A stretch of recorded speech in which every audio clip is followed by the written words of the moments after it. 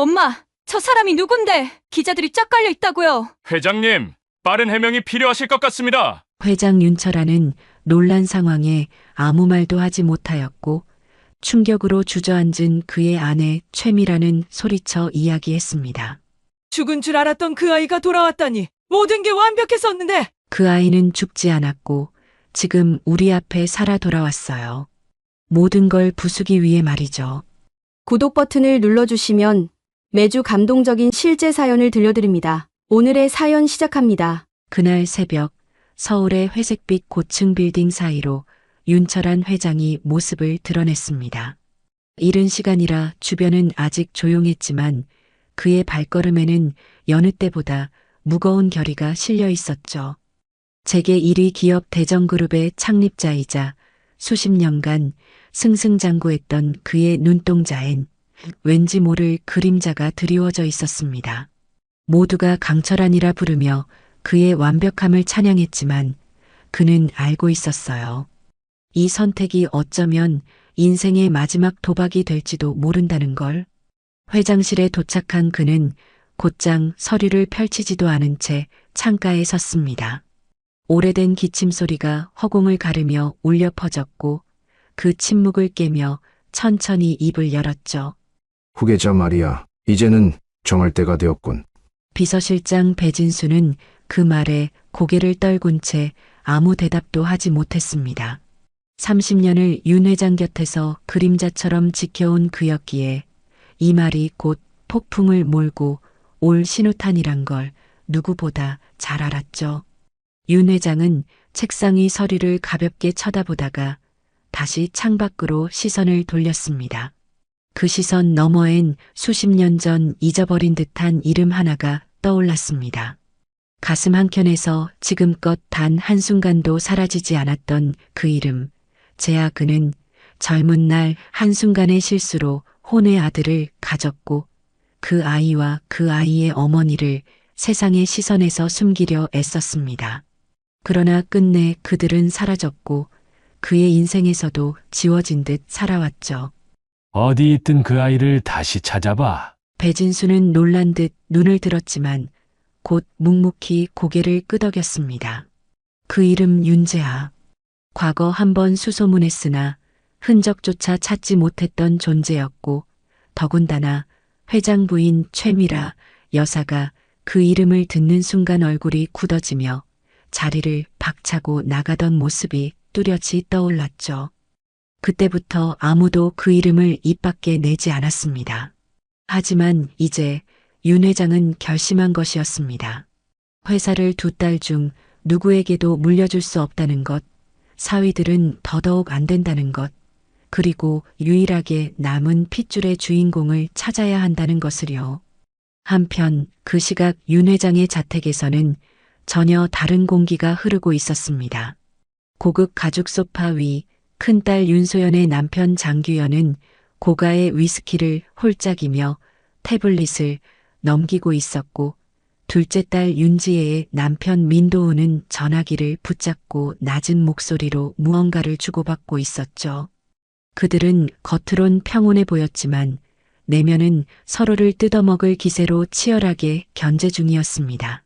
장규현은 한껏 여유로운 척하며 웃었지만 실제로는 비서팀 여직원과의 불륜 관계가 회사 내부에 퍼질까 노심초사 중이었고 민도훈은 법무팀과 짜고 차기 임원 임명을 밀어붙이며 세력을 키우고 있었죠.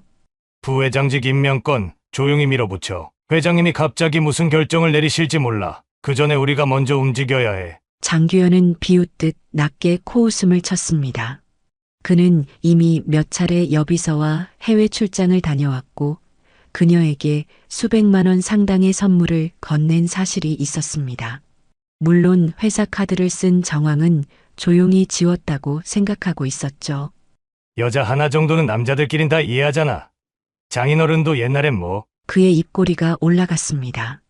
아내 윤소연은 처음엔 그에게 가문의 이름을 안겨줬지만 이제는 정략적인 사이즈 맞는 액세서리에 불과한 존재가 되어 있었죠. 서로의 욕망만 남은 그 가족들 사이 회장은 이미 이 모든 것을 알고 있었습니다. 그래서 지금 윤재하라는 이름을 꺼내든 것이었죠. 밤 11시 회장은 오래된 금고를 열어 낡은 봉투 하나를 꺼냈습니다. 봉투 안엔 어린 윤재하의 사진 몇 장과 그의 어머니 이정숙이 남긴 마지막 편지가 들어 있었습니다. 낡고 바랜 종이에 적힌 글씨는 떨리는 손으로 적힌 듯 삐뚤빼뚤했고 회장은 그것을 한자 한자 읽으며 가슴을 누르듯 숨을 내쉬었죠. 회장님, 정말 시작하시는 겁니까? 배진수의 조심스러운 물음에 윤철아는 고개를 천천히 끄덕였습니다. 그 눈빛엔 후회와 결단이 뒤섞여 있었죠. 이제 그 어떤 미련도 망설임도 없었습니다. 한 번 더 잃을 수는 없었기에 그는 마침내 입을 열었습니다. 이 회사 윤재아에게 물려줄 거야. 그 아이만이 나를 대신할 수 있어. 하지만 그는 몰랐습니다. 지금까지 자신 곁에 있던 아내, 그 우아하고 고상한 척하던 최미라 여사가 바로 그 이정숙과 윤재아를 이 세상에서 지워버리려 했던 인물이라는 것을요. 그리고 그 비밀이 곧 이 집안과 회사 전체를 송두리째 흔들 거대한 폭풍으로 이어질 것이란 것도 윤 회장이 그 이름을 입에 올린 지 채 하루도 지나지 않아 집안은 걷잡을 수 없는 긴장 속으로 빨려 들어갔습니다. 다툼은 언제나 겉으로는 고요하게 시작되었죠. 이날도 그랬습니다. 하인 하나의 발언, 메이드의 수군거림 하나가 불씨가 되었고 결국 화약고에 불이 붙고 말았습니다. 저녁 식사 시간 대전그룹 회장 저택의 다이닝룸은 긴장으로 얼어붙어 있었습니다. 무릎을 붙인 채 정갈하게 앉은 최미라 여사는 시종일관 말이 없었고 두 딸 윤소연과 윤지혜는 서로의 남편에게 잔을 따르며 눈빛으로 견제 중이었죠. 그러다 윤 회장이 조용히 수저를 내려놓았습니다. 모두의 시선이 그에게 쏠렸습니다. 단 한마디면 이 집안의 균열을 선명하게 그려낼 수 있었고 그 한마디는 너무도 날카로웠습니다. 이번 정기이사회 안건은 우계 구도에 관한 이야기다. 그 전에 말해야 할 게 있다. 우리 집에 잊혀졌던 가족이 있다. 윤소연의 젓가락이 식탁 위에 떨어졌고 윤지혜는 조용히 입술을 깨물었습니다. 최미라 여사는 아무 말이 없었지만 그녀의 눈빛은 순식간에 싸늘하게 얼어붙었죠. 아버지, 그게 무슨 말씀이세요? 가족이라뇨? 그 아이의 이름은 윤재하. 내 아들이었다. 이었다라는 과거형. 하지만 그것은 단순한 회상의 문장이 아니라 이 집안의 깊숙한 진실을 끄집어낸 선전포고였습니다. 그리고 그 말은 곧 최미라의 몸을 일으켜 세웠습니다. 여보, 지금 이 자리에서 그 이야기를 꺼낸다는 게 무슨 뜻인지 아세요? 정확히 알고 있어. 이 집의 미래를 위해서라면 이제는 숨길 수 없어. 식탁 위엔 고급스러운 스테이크와 와인이 놓여 있었지만 그 순간만큼은 그 어떤 잔치상도 독처럼 느껴졌습니다. 딸들과 사위들은 침묵했지만 서로의 눈빛엔 불꽃이 튀었습니다. 그리고 3일 뒤 그 충격은 파국으로 이어졌습니다. 최미라 여사는 갑작스레 쓰러졌고 그녀가 숨을 거둔 장소는 다름 아닌 윤재하의 흔적을 지우기 위해 한때 사람을 보냈던 그 오래된 여관 근처였습니다.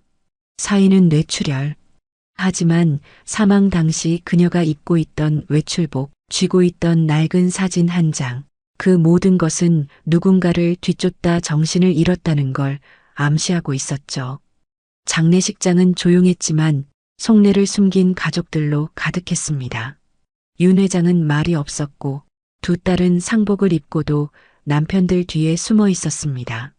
그날 조문객들 사이로 수상한 남자가 하나 들어섰습니다.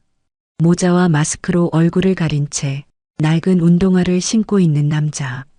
그는 영정 앞에 서서 한참을 바라보다 묵묵히 절을 올리고 돌아섰죠.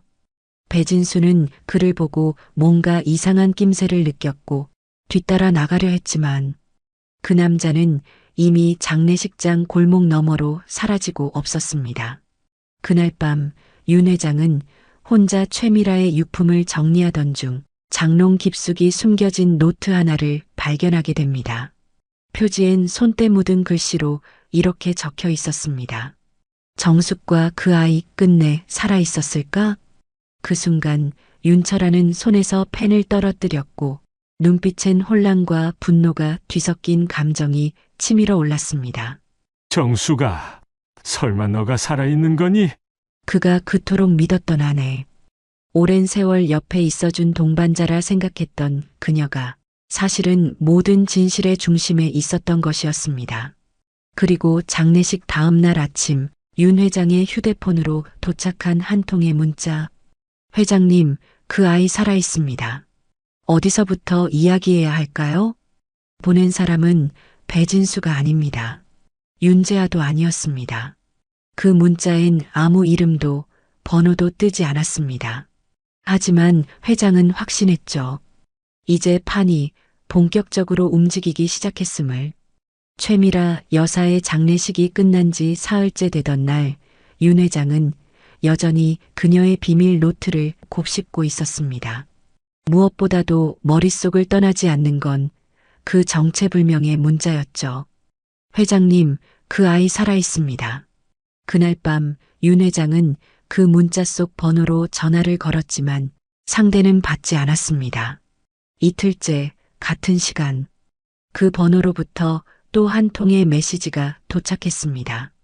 윤재아 이름만 바뀌었을 뿐 회장님 곁에 이미 있습니다. 정말 내 곁에 있다고? 바로 그날 오후 대전그룹 본사 앞에 한 여자가 나타났습니다. 30대 초반으로 보이는 세련된 복장의 그녀는 접수처 직원에게 이렇게 말했죠. 회장님께 서은재 대표가 왔다고 전해주세요. 비서실에 혼란이 퍼졌습니다. 서은재. 그 이름은 다름 아닌 최근 대정 미디어에 대규모 자금을 투자해 경영권 일부를 장악한 신흥 투자자. 하지만 아무도 그녀가 누구의 소개로 들어왔는지는 몰랐죠. 그녀는 재벌가 인맥도 없고 학력도 없는 인물이었습니다. 그러나 이 여자는 지난 10년간 윤재아의 삶을 지탱해준 유일한 스폰서이자 애인 그리고 사업 파트너였습니다. 윤재아는 죽은 줄 알았던 시절 다른 이름으로 살고 있었습니다. 김도현이라는 가명으로 서울 변두리의 사채 시장에서 굴러다녔고 우연히 만난 서은재에게 구해졌죠. 두 사람은 함께 사업을 시작했고 놀랍게도 그가 만든 작은 테크 회사를 은재는 대전그룹의 3차 협력사까지 밀어넣었습니다. 회장님이 찾으신 재아가 돌아왔습니다. 그런데 곧 모든 걸 알게 될 겁니다. 당신 가문이 그 아이에게 무슨 짓을 했는지. 그 시간 윤소연 장녀는 백화점 VIP룸에서 누군가와 몰래 만나고 있었습니다. 그 남자는 다름 아닌 윤지혜의 남편 민도훈의 비서였습니다. 그리고 그의 품에는 장규현이 최근 비서 여직원과 나눈 텔레그램 대화, 호텔 예약 내역, 심지어 회사 공금 유용 증거까지 담긴 자료가 있었습니다. 이걸 이사님께서 넘겨주신다니 정말 의외네요. 감사히 써먹겠습니다. 그녀는 알고 있었습니다. 남편 장규현의 바람은 오래전부터 시작된 일이었고 민도훈과 윤지혜 사이에 생긴 균열을 틈타 민 비서가 이중 플레이를 하고 있다는 것도요. 그러나 그녀 역시 그리 순진하지 않았습니다. 바로 다음 날 민도훈 비서가 탄 차량이 고속도로에서 전복되는 사고가 발생했고 그는 의식불명 상태로 실려갔습니다. 그리고 마침내 윤 회장은 비서 배진수와 함께 은밀히 마련한 장소에서 한 남자와 마주합니다. 회색 점퍼에 평범한 청바지, 그 남자의 눈빛은 무언가 복잡한 감정을 머금고 있었습니다. 윤 회장은 천천히 다가갔고 배진수가 조심스레 말했죠. 회장님, 이분이 윤자 씨입니다. 지금까지 김도윤이란 이름으로 살아왔습니다. 윤철아는 그 자리에 멈춰 섰습니다. 그토록 찾아 헤맸던 얼굴이 눈앞에 있었고 그토록 잊으려 했던 실수가 이제는 그 누구보다 선명한 눈빛으로 자신을 꿰뚫고 있었습니다. 처음 뵙겠습니다. 30년 만에 보는 시아버지께 인사는 이걸로 대신하겠습니다. 그리고 그는 파일 하나를 꺼내 윤 회장 앞에 던졌습니다. 그 안에는 대전그룹 내부의 경영 비리, 장규현의 불륜과 자금 횡령, 민도훈의 위증 계약, 심지어 최미라 여사가 사주한 정숙 실종 사건의 자취들까지 모두가 정리되어 있었죠. 그날 밤 윤 회장은 혼자 회사 본관 최상층 창문을 바라보며 중얼거렸습니다. 그래, 넌 돌아온 게 아니야. 복수하러 온 거였지. 하지만 그는 모릅니다. 윤재아가 꺼내려는 진짜 마지막 카드는 아직 보여주지 않았다는 거요. 그 카드가 펼쳐지는 순간 이 집안은 다시는 돌아올 수 없는 지경으로 향할 것입니다. 윤재아가 모습을 드러낸 다음 날 대전그룹의 새벽은 예사롭지 않았습니다. 사내 포털 게시판엔 한 통의 내부 고발 문서가 익명으로 올라왔고 내용은 충격적이었습니다. 글쓴이는 대전그룹 재무관리팀 소속, 그리고 문서에는 회장 일가 사위의 반복적 자금 횡령, 비서 성희롱 및 법인카드 유용이라는 항목이 빼곡히 담겨 있었죠. 이거 진짜야? 이 정도면 언론 터지는 거 시간 문제잖아. 1시간도 채 지나지 않아 YTN 경제부 속보 알림이 울려 퍼졌고 대전그룹 내부 고발 회장 사위 장규현 자금 유용 정황이라는 자막이 대형 LED 스크린을 타고 온 서울에 퍼졌습니다. 그 순간 윤소연의 핸드폰이 울렸습니다. 전화 너머 장규현의 음성은 거칠게 갈라져 있었습니다. 당장 끌어내려. 포털도 언론도 다 막아. 이거 나 죽이자는 거야? 그럴 자격이 있다고 생각 안 해? 소연은 이미 알고 있었습니다. 자신의 남편이 비서와 바람 피우고 사업 자금으로 사치와 외도를 즐겼다는 거려. 하지만 이제 그녀는 더 이상 침묵할 생각이 없었습니다. 남편의 타락을 발판 삼아 민도훈을 먼저 몰아낼 계획이었으니까요. 하지만 그날 오후 더 큰 일이 벌어졌습니다. 그 주인공은 다름 아닌 사위 A 장규현이었습니다. 그는 자신의 차 안에서 의식을 잃은 채 발견되었고 옆자리에는 수면제와 술이 섞인 흔적이 있었습니다. 일산 근교의 고급 골프장 주차장이었고 차 안에는 파쇄되지 않은 USB 하나가 남겨져 있었죠. 병원 응급실로 실려간 그는 간신히 생명은 건졌지만 이후 사흘간 혼수 상태에 빠졌고 회사 내부에선 이 사건을 두고 입에 담기 힘든 소문들이 퍼져나갔습니다. 자살 시도라고. 설마 그 장규현이 그런 선택을 할 리가 없잖아. 그 USB 안에 뭐가 들었는지 아세요? 민도훈이 회장실에서 몰래 빼낸 계약서 사본이었대요. 그리고 마침내 윤 회장은 그 USB의 존재를 보고받았습니다. 파일을 열자 수십 건의 불법 대출 승인서와 최미라 명의의 자금 세탁 기록이 정리되어 있었고 심지어 윤지혜의 남편 민도훈이 자신의 장모명의 계좌로 돈을 옮긴 정황까지 담겨 있었죠. 가족이란 이름으로 뭐든 덮고 살았지. 결국 내 손으로 회사를 망가뜨릴 뻔했군. 그날 저녁 윤재아는 다시 한번 윤 회장과 독대한 자리에서 그 USB의 사본을 꺼내 놓았습니다. 그리고 또 다른 한 장의 사진. 사진 속 인물은 놀랍게도 윤소연이 안마시술소에서 장규현이 아닌 다른 남성과 함께 찍힌 장면이었습니다. 그 남자, 그는 놀랍게도 민도훈의 개인 운전기사였고 이미 수사기관의 내사 대상이었던 인물이었습니다. 윤철아는 말없이 자리에서 일어나 정면에 걸린 대전그룹 창립 액자를 바라봤습니다. 자신이 일군 왕국. 그 왕국을 망가뜨린 건 외부가 아니라 자신의 가족이었습니다. 그리고 그날 밤 윤지혜는 남편 민도훈의 서재 컴퓨터를 몰래 열었고 그 안에서 숨겨진 녹취 파일을 하나 발견합니다. 재생 버튼을 누르자 그 안에서 들려온 목소리는 바로 자신의 어머니 최미라 여사였죠.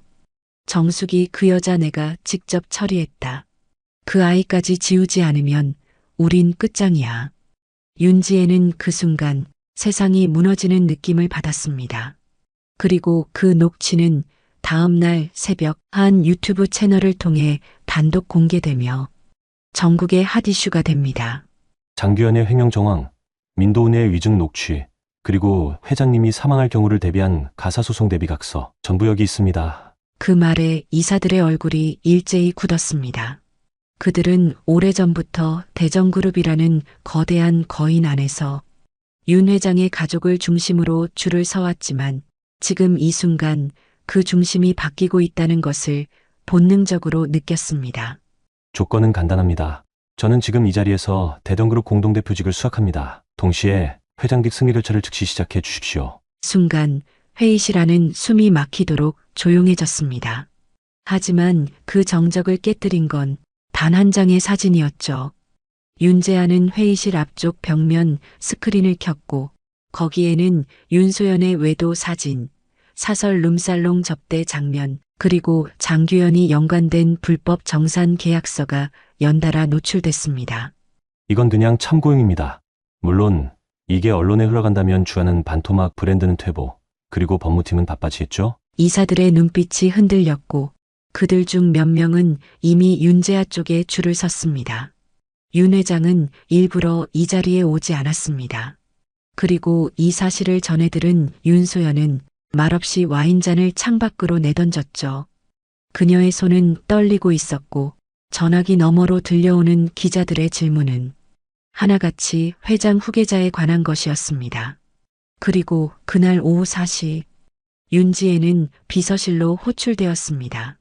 회의실엔 윤재아만 앉아 있었고 테이블 위에는 노트북 하나 그리고 윤지혜의 불륜, 언론 유출용 사본 파일이 빨간색 글씨로 떠 있었습니다. 지혜씨, 난 복수하러 온 게 아닙니다. 단지 정리를 하러 온 거죠. 그럼 대체 뭘 원하시는 거예요? 공식적인 사과, 임원지 사퇴, 민도훈과의 이혼, 그리고 당신 어머니가 나와 우리 어머니에게 무슨 짓을 했는지 전 직원 앞에서 말씀하고 인정하세요. 윤지혜의 얼굴이 하얗게 질렸습니다. 그녀는 아직도 어머니 최미라가 저지른 일을 온전히 받아들이지 못한 채였습니다.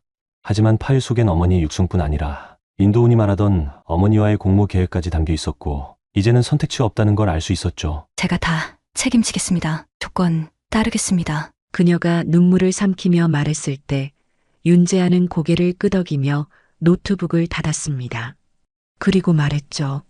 아직 시작도 안 했습니다. 이제 겨우 첫 장을 넘긴 겁니다. 그 시각 윤 회장은 자택 정원에 앉아 있었습니다. 오래된 벤치, 붉은 단풍잎이 바람에 흩날리는 그곳. 그의 손엔 종이신문이 들려 있었고 일면엔 이렇게 적혀 있었습니다. 대정그룹 회장, 혼외 아들에게 경영권 물려주나? 그는 신문을 내려놓고 말없이 하늘을 올려다봤습니다. 표정엔 놀랍도록 담담한 미소가 떠올라 있었죠. 잘한다. 역시 내 아들이야. 윤재아가 공동대표 자리에 오른 날 대정그룹의 공식 홈페이지는 단 몇 시간 만에 마비 상태에 빠졌습니다. 기념 촬영도 없었고 임원들과의 악수도 생략되었습니다. 그 자리에 참석한 이사들의 표정은 한결같이 굳어 있었죠. 일부는 침묵했고 일부는 눈빛을 교환하며 모종의 불안한 흐름을 만들고 있었습니다. 그리고 누군가는 회장실이 아닌 비밀 채팅방에서 그날의 상황을 공유하고 있었죠. 계속 이렇게 놔두면 끝장입니다. 우린 기록을 가지고 있습니다. 움직일 때가 왔습니다. 민도훈은 그날 저녁 강남 모처의 고급 와인바에 한 남자를 불러냈습니다. 그는 과거 대정그룹 회계팀에서 근무하던 홍경표 실장. 불법 리베이트와 세탁 자료를 손에 쥐고 회사를 떠났던 인물이었죠. 그 녹음 파일 아직 갖고 있지? 최미라 여사 시절부터 장인어른까지. 재아가 그걸 보면 끝장나. 홍경표는 한참을 말없이 와인을 마시다 조용히 USB 하나를 테이블에 올려놓았습니다. 하지만 그가 말하길 이건 복사본이고 원본은 아직 내 사람이 갖고 있어. 그리고 나 죽기 싫어. 그 순간 민도훈은 뭔가 불길한 예감을 느꼈습니다. 그는 사람을 믿지 않는 사람이었고 이건 어디까지나 거래가 아니라 위험이었습니다. 이사회 당일 윤재하는 비서 배진수를 대동해 본사 33층 전략회의실에 입장했습니다. 대정의 심장이라 불리는 그곳 검은 회의 테이블에 마주 앉은 12명의 이사들. 그들은 침묵으로 그를 맞이했지만 그 속엔 명백한 저항의 기류가 흘렀습니다. 공동대표 추대 이후 각 계열사에서 불만이 올라오고 있습니다. 윤재하 씨, 본인의 실적과 자격을 입증하셔야 하지 않겠습니까? 윤재하는 차분히 노트북을 열었고 스크린엔 대정그룹 지난 5년간의 리스크 구조, 그리고 자신이 설립한 중소 테크 기업이 어떻게 그 허점을 메워주고 있었는지에 대한 완벽한 자료가 정리되어 있었죠. 저는 능력으로 여기에 왔습니다. 하지만 오늘 이 자리는 정리입니다. 그 순간 배진수가 휴대폰을 꺼내 한 통의 메시지를 보여줬습니다. 내용은 단 한 줄. 홍경표 실종. 금일 오전 7시 이후 연락 두절. 차량만 남겨져 있음. 무슨 일이 벌어지고 있는 겁니까? 그리고 이사회실 벽 너머 감시 카메라를 보던 보안팀장도 무언가 이상한 낌새를 느꼈습니다. 건물 지하 1층, 주차장 뒤편. 화면 속엔 누군가가 검은 마스크를 쓰고 트렁크를 여는 장면이 고스란히 기록되고 있었죠. 그 차량은 바로 민도훈의 회사 차량이었습니다. 그날 오후 윤재하는 기자회견을 준비했습니다. 이사회의 침묵, 실종 사건의 정황, 내부조사 착수, 모든 것이 한 줄의 성명서로 정리될 참이었습니다. 그러나 기자회견장으로 향하던 도중 그의 휴대폰으로 사진 한 장이 도착했습니다. 사진 속엔 어두운 창고 벽에 묶여있는 홍경표의 모습, 그리고 피 묻은 손, 흐릿한 눈빛, 그리고 배경 어딘가에 붙은 붉은 스티커 하나. 그 스티커는 민도훈이 운영하던 비공식 사무실에서 사용하던 이니셜 마크였습니다. 이젠 선을 넘는구나. 그날 밤 윤재하는 자신의 방에서 한 장의 서류를 꺼냈습니다. 회장 승계 요청서, 그리고 그 아래에는 윤철한 회장의 사인이 이미 남겨져 있었죠. 그는 조용히 고개를 들었습니다. 이건 더 이상 가족에 대한 복수가 아니었습니다. 이제부터는 기업 전쟁, 살아남는 자만이 대정그룹의 주인이 되는 싸움이었습니다. 다음 날 새벽 4시, 서울 외곽의 한 폐건물에서 경찰이 한 남자를 구조합니다. 그는 다름 아닌 홍경표 실장이었고 양손이 묶인 채 피범벅이 된 셔츠를 입고 있었습니다. 얼굴엔 멍자국, 입술은 터졌고 몸에는 고문당한 흔적이 역력했죠. 그가 한동안 정신을 잃은 채 실려간 병원에선 취재진이 몰려들었고 경찰은 급히 병실 앞을 통제했습니다. 하지만 이미 늦었습니다. 그와 동시에 오전 8시 정각 유튜브 채널 전국기업열전에서 예고도 없이 영상 하나가 업로드됩니다. 제목은 단순했습니다. 대정그룹 내부비리 폭로, 1탄 누가 회장을 죽이려 했나? 영상이 시작되자 윤재하의 음성이 등장했습니다. 그리고 이어지는 장면은 그가 받은 홍경표의 증언 영상, 직접 카메라를 들고 남긴 고백이었죠. 나는 알고 있었습니다. 최미라 여사의 지시로 정숙 씨를 미행했고 윤재하를 제거하라는 말도 들었습니다. 그 명령을 민도훈이 직접 전달했죠. 그리고 내 입을 막으려 했습니다.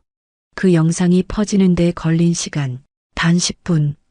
각종 언론사가 받아쓰기 시작했고 실시간 검색어 1위부터 10위까지 모두 대정그룹 관련 키워드로 도배됐습니다. 윤재하 실존 확인, 혼외 자식 복수극, 정실 부인 암살 지시 정황, 장규현 외도 횡령, 민도훈 납치 공모. 윤 회장은 그날 오후 공식 입장을 밝히지 않았습니다. 오히려 자택을 떠나 어디론가 사라졌고 회사 내부는 총체적 혼란에 빠졌습니다. 그리고 오후 3시 윤재하는 정장을 단단히 갖춰 입고 공식 기자회견장에 등장했습니다. 그를 마주한 기자들은 모두 비선의 실체, 회장직 승계, 그리고 민도훈의 배우에 대해 질문을 퍼부었지만 그는 단 하나의 영상만을 띄웠습니다. 이 장면이 대정그룹의 진짜 민낯입니다. 스크린에는 CCTV 영상 하나가 재생됐습니다. 영상은 민도훈이 최미라 여사와 함께 과거의 고급 레스토랑에서 대화를 나누는 장면, 그리고 이어지는 대사는 모두 영상 속 음성 인식 자막으로 뜨고 있었죠. 그 여자와 그 아이 지워버리면 돼. 탈씨는 절대 눈치 못 챌 거야. 그럼 처리는 제가 맡겠습니다. 정리되면 연락드리죠. 현장은 충격으로 물들었습니다. 기자들의 펜이 멈췄고 카메라 셔터 소리조차 조용해졌습니다. 그리고 마지막 장면. 영상 끝자락에 사설 요양원에 갇혀 있는 이정숙의 모습이 1초간 스쳐 지나갔습니다.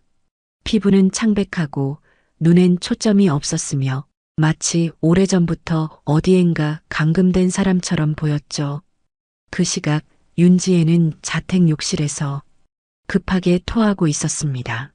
윤소연은 술에 취해 거실 소파에 널브러져 울부짖고 있었고 민도훈은 잠적했습니다. 현재 민도훈 씨의 소재는 파악되지 않고 있으며 검찰은 조만간 대정그룹에 대한 대대적인 조사에 착수할 것으로 보입니다. 끝났습니다. 아니요. 이제 시작이죠. 진짜 심판은 이제부터입니다. 윤재아가 공개한 마지막 장면, 스크린 속 창백한 얼굴의 여인. 그녀는 윤철안의 과거 연인이자 윤재아의 어머니 이정숙이었습니다. 그녀가 있다는 단서는 아무도 몰랐습니다. 최미라 여사가 사망하기 전까지도 그 누구도 그녀가 살아있다고 믿지 않았죠. 그러나 정숙은 살아있었고 서울 외곽의 한 요양병원 엘린마을 3동이라는 이름으로 철저히 숨겨져 조용히 아주 오랫동안 갇혀 있었습니다. 이정숙이 발견된 날 병원은 발칵 뒤집혔습니다. 환자 명부에 그녀의 이름은 없었고 입원 기록은 모두 위조돼 있었습니다. 병원장조차 그녀가 누구인지 모른다는 진술을 했죠. 하지만 그녀는 윤재아가 찾아왔을 때 천천히 눈을 떴습니다. 재하야, 엄마야. 그 한마디에 윤재아는 말을 잃었습니다. 거의 20년 가까이 잊힌 목소리, 그 안엔 사랑도 미움도 용서도 모두 섞여 있었죠. 엄마, 정말 살아계셨구나. 정숙은 몇 날 며칠을 앓으며 정신을 회복했고 조용히 윤재아에게 과거를 이야기하기 시작했습니다. 그녀가 왜 사라졌는지, 어떻게 이곳에 갇히게 됐는지, 그리고 윤철안과의 시작이 어땠는지까지. 1979년 그해 봄 정숙은 대정그룹의 전신인 대정상사의 타자수로 일하던 22살의 여성이었습니다. 그녀는 회장이었던 윤철안과 비밀스러운 연애를 했고 그 관계는 의외로 진지했으며 두 사람은 결혼을 약속한 사이였습니다. 그러나 윤철안의 아버지 선대 창업자 윤 회장은 정숙의 출신을 문제 삼았고 결국 결혼은 무산되었죠. 정숙은 임신한 사실을 알게 되었고 그 사실이 윤 회장에게 전해졌을 무렵 이미 그는 정략 결혼으로 최미라와 약혼한 상태였습니다. 그 사람은 처음엔 말했었어. 자기가 책임지겠다고. 그런데 어느 날부턴가 연락이 안 됐었어. 대신 나를 찾아온 건 미라 씨였지. 최미라는 단 한 번 정숙을 만났고 그녀에게 말했습니다.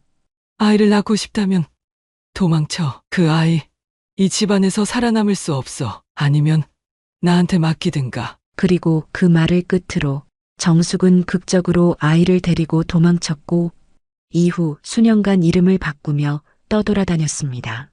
하지만 어느 날 밤 사고로 가장된 사건이 벌어졌고 그 일로 인해 기억 일부를 잃은 채 감금 생활을 시작한 것이었습니다. 근데 그날 밤 이상한 게 하나 있었어. 그 집에 너랑 똑같이 생긴 아이가 하나 더 있었어. 그 말에 윤재아는 눈을 크게 떴습니다.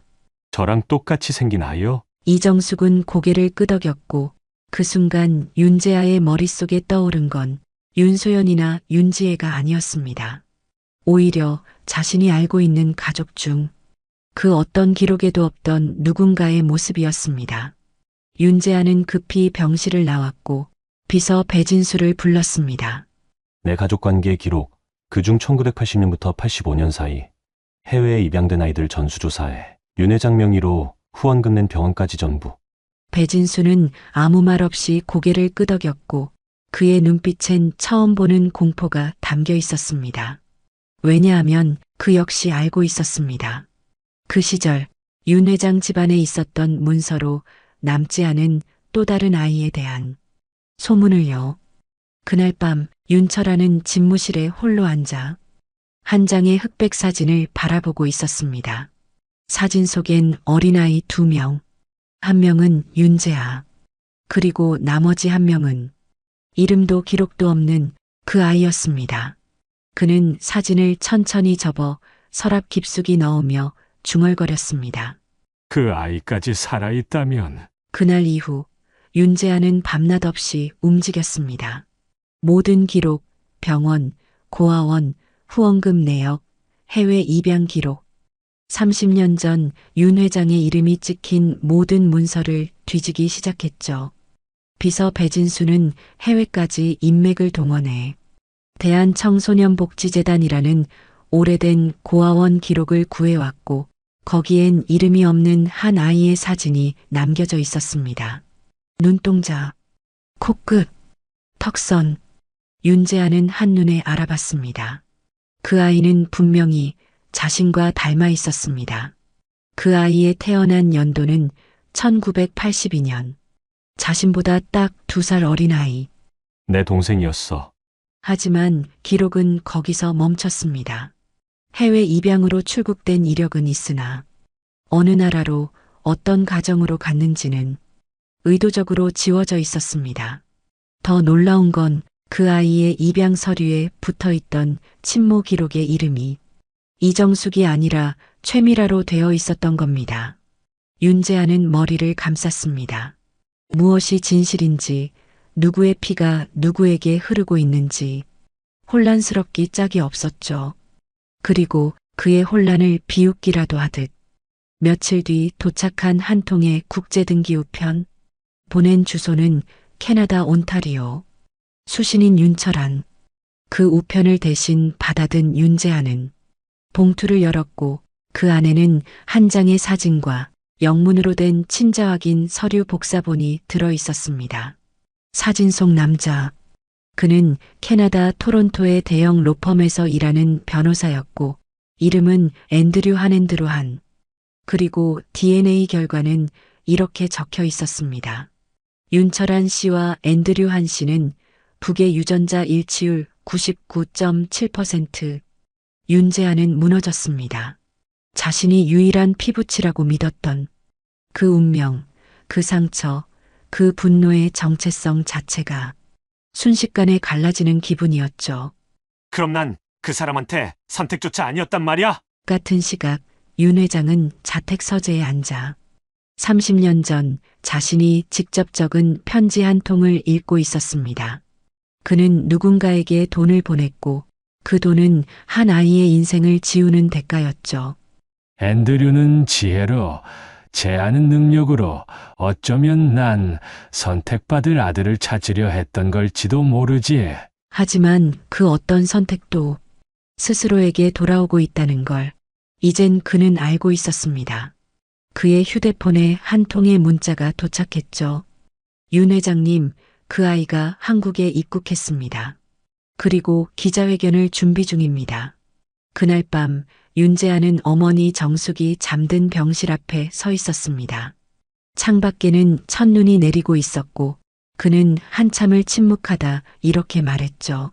엄마, 만약 내가 아들이 아니었다면, 그 사람한테 이용만 당한 거라면, 그래도 난 이 복수를 멈추지 않을 거야. 다음 날 아침 한강 북단 고속도로 휴게소 CCTV에는 어떤 남자가 입국 게이트를 빠져나오는 모습이 잡힙니다. 그는 검은 코트를 입고 서류 가방을 들고 있었죠. 그의 옆에는 여성 리포터 한 명이 동행하고 있었고 그녀의 손엔 대한민국 국회 출입증이 들려 있었습니다. 그가 기자회견장 단상 위로 올라서며 말없이 카메라를 바라봤습니다. 그 남자의 입에서 또 하나의 지옥 같은 이야기가 시작되려는 순간이었습니다.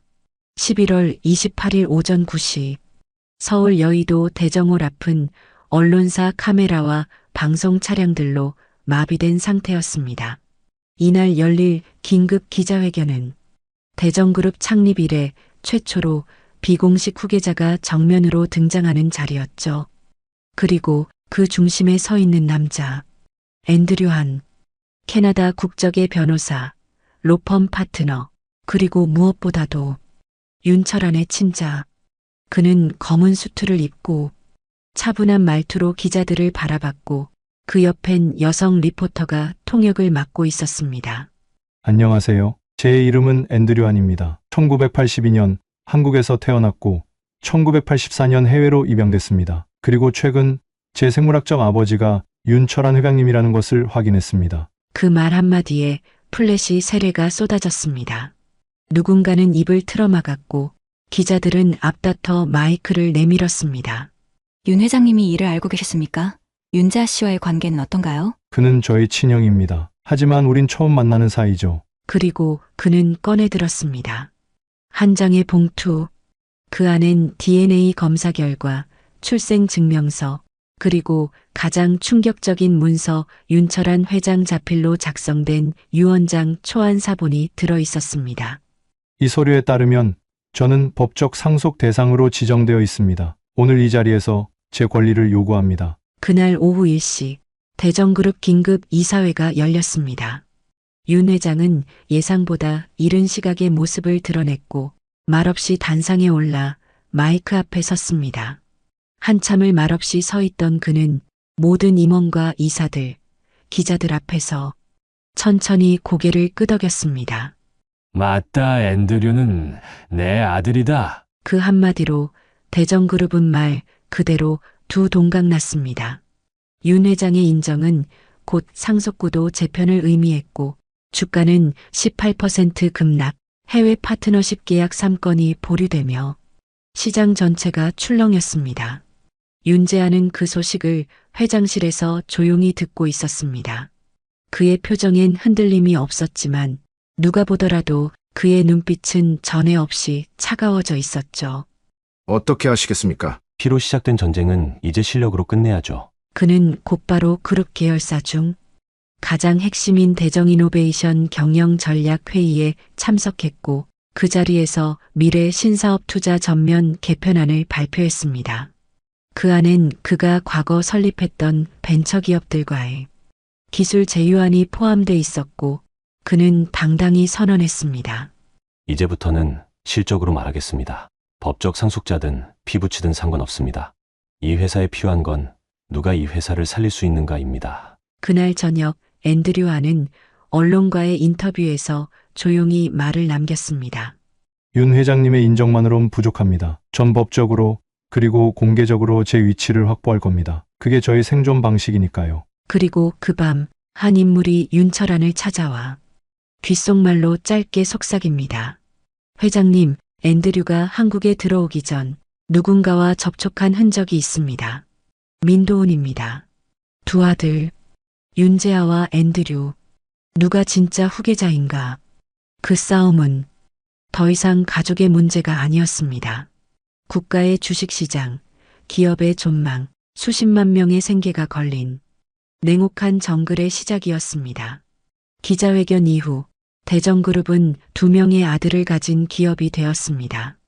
언론은 두 인물의 사진을 나란히 배치하며 피해 경쟁이라는 자극적인 타이틀을 붙였고 각 계열사는 조용히 양쪽 중 하나의 줄을 서기 시작했죠. 이사회 내부도 분열되었습니다. 기존 경영 라인은 윤재하를 지지했지만 신규 자산관리팀과 해외전략본부는 앤드류에게 기울기 시작했죠. 앤드류는 말없이 움직였지만 그의 곁에는 한 사람이 조용히 나타나 있었습니다. 바로 민도훈. 민도훈은 앤드류의 입국 전부터 접촉을 시도했고 그는 앤드류에게 이렇게 말했습니다. 재아, 그자는 피만 같을 뿐 이 회사에 남아야 할 이유가 없습니다. 제가 정보를 드리겠습니다. 단, 그자를 이사회에서 몰아내 주십시오. 앤드류는 잠시 생각하다가 조용히 손을 내밀었습니다. 협상합시다. 당신이 이사표 3장을 확보하면 난 당신을 전략기획 총괄로 임명하겠습니다. 거래는 성사되었습니다. 앤드류는 민도훈을 자신의 정보 브로커로 삼고 민도훈은 윤재아의 움직임을 실시간 보고하기 시작했죠. 그 시각 윤재아는 한참 이노베이션 2차 구조조정 안건을 준비 중이었습니다. 그는 몰랐습니다. 자신의 보좌역 비서 정하윤이 민도훈에게 모든 회의 문건을 빼돌리고 있다는 사실을요. 이번 구조조정 리스트엔 앤드류 쪽 계열사만 타깃이더군요. 회장 아드님께서는 아주 공격적으로 나가시네요. 좋습니다. 전선이 명확해야 정리도 쉬워지죠. 그리고 그 자료는 그대로 앤드류의 손에 들어갑니다. 그는 곧장 이사회에 윤재아의 사적 경영 의혹을 제기했고 공식 안건으로 상정되게 만들었습니다. 3일 뒤 이사회 본회의. 표결 직전 앤드류는 배진수를 호출합니다. 그 말에 앤드류는 미소를 지었고 표결은 곧 시작되었습니다. 총 12인의 이사. 과반이 넘으면 윤재아의 공동대표직은 박탈됩니다. 표는 하나씩 개표되었고 윤재아는 손가락으로 테이블을 두드리며 숫자를 세고 있었죠. 7대5. 탈락 직전입니다. 마지막 표. 윤 회장 본인의 표는 부재로 간주되었고 마지막 한 장은 비서팀 출신 신임이사 송인호. 그는 평소 윤재아와 친분이 있었지만 최근 부쩍 앤드류 측 회의에 참석했다는 소문이 돌고 있었죠. 마지막 표 찬성. 순간 회의실은 조용해졌습니다. 총 8대4. 윤재아 공동대표직 박탈. 이사회가 끝난 뒤 윤재아는 말없이 회의장을 떠났고 기자들은 그를 따라붙었지만 그는 아무 말 없이 회사 로비를 빠져나갔습니다. 밖에는 비가 내리고 있었고 그의 어깨 위로 흰 눈이 몇 송이 내려앉았습니다. 내가 졌다고? 아니, 이건 잠깐 밀린 거야. 그리고 그날 밤 윤재아는 조용히 옥상에 올라가 도심의 야경을 내려다보며 폰을 꺼내 한 번호를 누릅니다. 배 실장, 이제 그 카드 써야겠어요. 그 영상 준비됐죠? 그가 말한 그 영상은 아직 아무도 보지 못했습니다. 하지만 단 한 명 윤철한만은 알고 있었습니다. 그 영상이 세상에 나오는 순간 대전그룹은 회복 불가능한 불신의 블랙홀로 빠지게 된다는 것. 그리고 그 영상 속엔 앤드류조차 모르는 윤철한의 진짜 죄가 담겨 있었죠. 서울 한복판의 밤은 조용했지만 대전그룹의 심장은 폭풍 전야처럼 요동치고 있었습니다. 윤재아의 공동대표직 박탈 이후 언론은 앤드류의 합법 상속자 타이틀을 앞다퉈 다루었고 시장 반응도 그의 편에 기울어 보였습니다. 그러나 그 누구도 알지 못했습니다. 그 조용한 분노 속 윤재아가 무엇을 준비하고 있었는지, 그리고 그가 꺼내려는 영상이 단순한 폭로가 아닌 붕괴를 부르는 트리거라는 것을요. 그 영상은 오랜 시간 동안 봉인되어 있었습니다. 원본은 1993년 대전건설 구용인지사 회계실에서 몰래 찍힌 CCTV 기록으로 시작됩니다. 영상 속에는 젊은 윤철한 회장이 흰 와이셔츠 소매를 거둔 채 한 남성과 대화를 나누고 있었습니다. 그 남자는 정숙의 오빠, 즉 윤재아의 외삼촌 이현철이었습니다. 그리고 그날 대화의 마지막 장면. 카메라가 흔들리며 남자의 비명과 윤철한의 한마디가 명확히 들려옵니다. 정숙이 그 여자는 너가 처리해. 그 아이도 함께. 대신 애정의 이름은 절대 거론되지 않게 해. 그리고 화면이 정지되기 직전 책상 위에 놓인 현금 다발과 봉투들, 그리고 후원 명목의 입양 알선 서류가 함께 비춰졌습니다. 그 영상은 비서 배진수가 우연히 보관 창고에서 발견한 것이었고 윤재아에게 전달된 이후 그는 단 한 번도 재생을 멈추지 않았습니다. 몇 번이고 되감아 보며 아버지라 믿었던 사람의 진짜 모습을 곱씹고 또 곱씹었습니다. 이걸로 한 방에 끝낼 수 있어. 이 집안도, 이 회사도, 아버지라는 사람도. 그리고 마침내 그 영상은 대전그룹 공식 SNS 계정을 통해 업로드됩니다. 해킹된 계정이 아닌 윤재아가 공동대표 시절 만든 미디어 전담 계정. 마스터 권한은 여전히 그에게 있었고 그걸 마지막 복수의 무대로 사용한 것이었죠. 영상은 실시간으로 조회수 10만, 30만, 50만을 넘겼고 채 1시간도 되지 않아 전 국민의 입에 오르내리는 전설의 폭로가 되었죠. 윤철아는 그 영상이 올라온 직후 그 어떤 변명도 하지 않았습니다. 그는 조용히 집무실을 나와 지하 금고 안에 오래된 파일 박스를 열었습니다. 그 안엔 과거 자신이 직접 처분했던 이현철의 사망 기록, 그리고 이정숙 사망 신고서, 사본이 담겨 있었습니다. 그는 두 손으로 얼굴을 감싸주며 한참을 침묵했습니다. 결국 내가 시작했고 내가 끝나야겠지. 다음 날 새벽 윤철아는 대전그룹 공식 홈페이지에 자필로 작성한 입장문을 올렸습니다. 모든 책임은 저에게 있습니다. 지금까지 숨기고 싶었던 과거가 결국 진실이 되어 돌아왔습니다. 이 회사는 제 욕망으로 시작됐고 제 죄로 인해 무너지고 있습니다. 그는 사퇴를 선언했고 모든 직책에서 물러났습니다. 언론은 아비규환이 되었고 회사 주가는 하루 만에 32% 폭락했습니다. 신용등급은 하향 조정되었고 계열사 4곳의 대표들이 줄줄이 사표를 냈죠. 윤재아는 아무 말도 하지 않았습니다. 단 한 번의 인터뷰도 하지 않았고 카메라 앞에 서지도 않았습니다.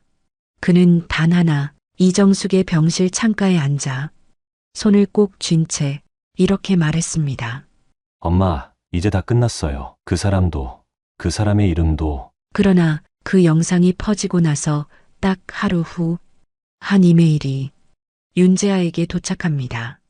보낸 사람은 앤드루 한.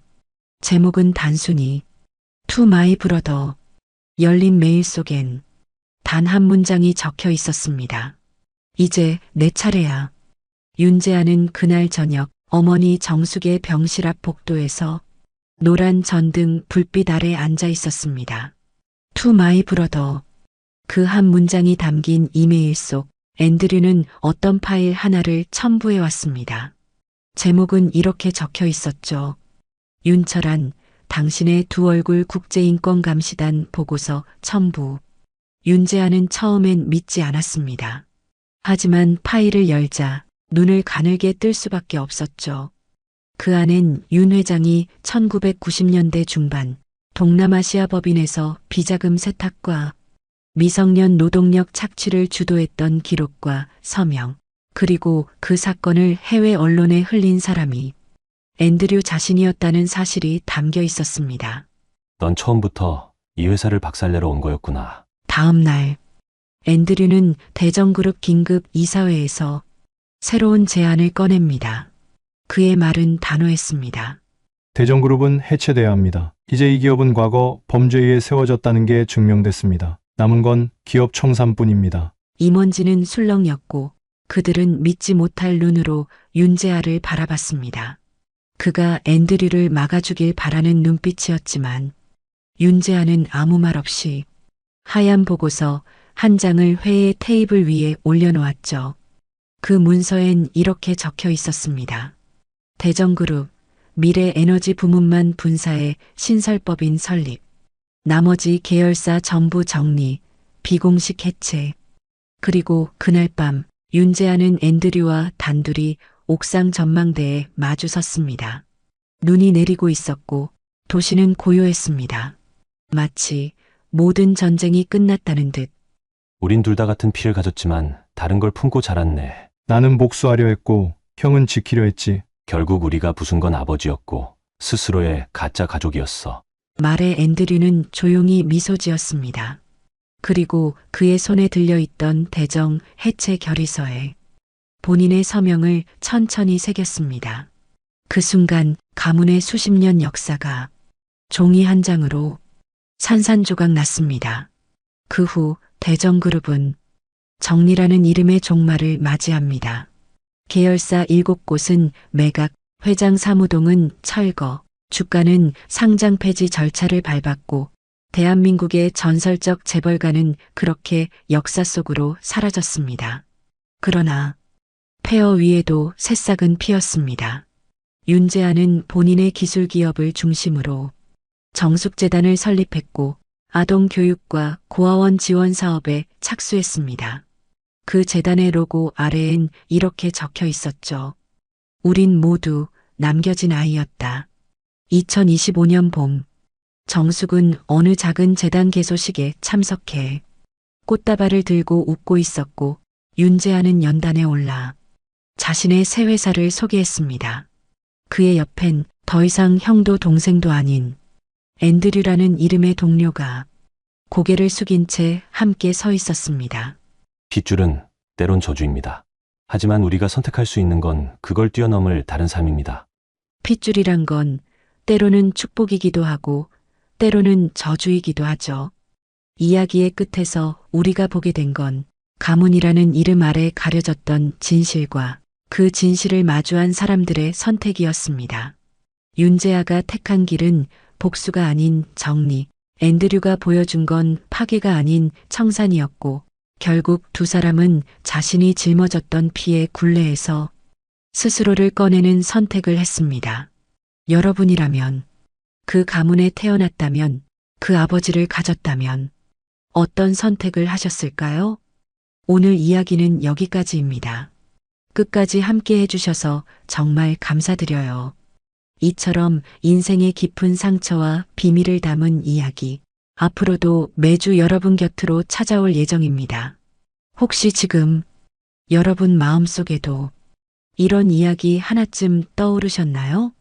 그렇다면 아래 빨간 구독 버튼 눌러주시고 좋아요도 한번 꾹 눌러주세요. 다음 이야기에서는 더 큰 충격과 더 깊은 감동으로 찾아오겠습니다. 오늘도 건강하고 따뜻한 하루 되세요. 감사합니다.